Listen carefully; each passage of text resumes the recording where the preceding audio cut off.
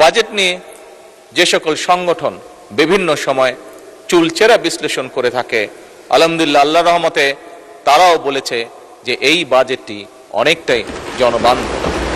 আজকে এই মুহূর্তে আমাদের এই মুহূর্তটি একটি ঐতিহাসিক মুহূর্ত, কারণ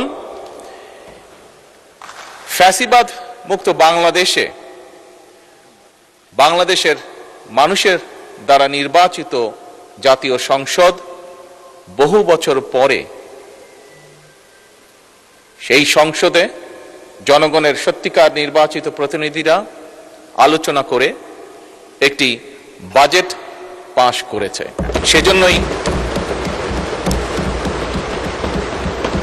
সেজন্যই মাননীয় স্পিকার, এই মুহূর্তটি একটি ঐতিহাসিক মুহূর্ত।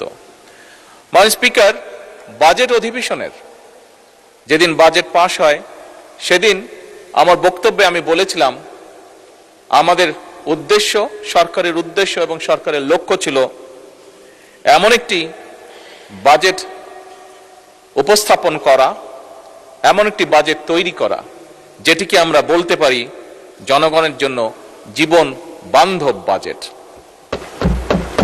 মাননীয় স্পিকার, অতীতে আমরা দেখেছি অধিকাংশ সময়, সব সময় না হলে অধিকাংশ সময় বাজেট উপস্থাপনের পরেই বিভিন্ন রাজনৈতিক দল, বিভিন্ন সমাজের বিভিন্ন শ্রেণী পেশার মানুষ কিভাবে তাদের রিয়াকশনগুলো জানিয়েছিল।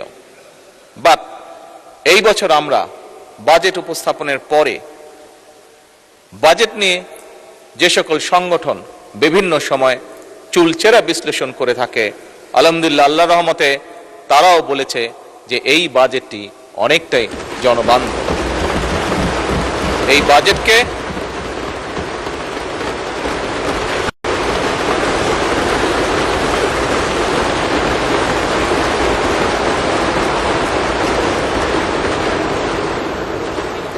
বাজেটে আমরা যা করতে চেয়েছি সেই সকল সংস্থা বা সংগঠনও মনে করে যে আমরা সেটি করতে সক্ষম হব। তবে মাননীয় স্পিকার, এই বাজেটের সুফল যদি জনগণের কাছে পৌঁছে দিতে হয়, এই বাজেটের সুফল যদি জনগণের দোরগোড়ায় পৌঁছে দিতে হয়, তাহলে অবশ্যই মাননীয় স্পিকার, আমি সরকারি প্রশাসন কিংবা বিভিন্ন বেসরকারি কর্তৃপক্ষ সবার সহযোগিতা কামনা করি।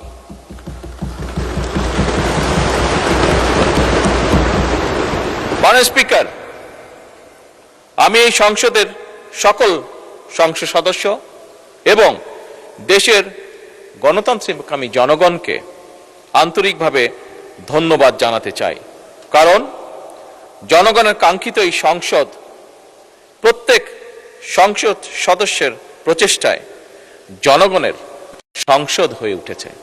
আজও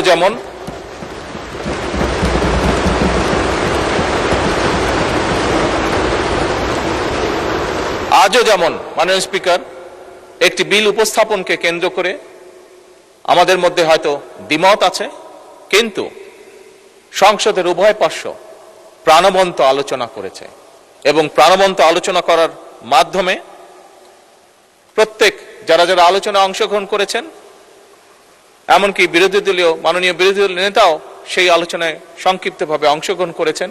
এই আলোচনার মাধ্যমে যে যার চিন্তা উপস্থাপন করতে সক্ষম হয়েছেন। মাননীয় স্পিকার, এটাই হচ্ছে গণতন্ত্রের সৌন্দর্য।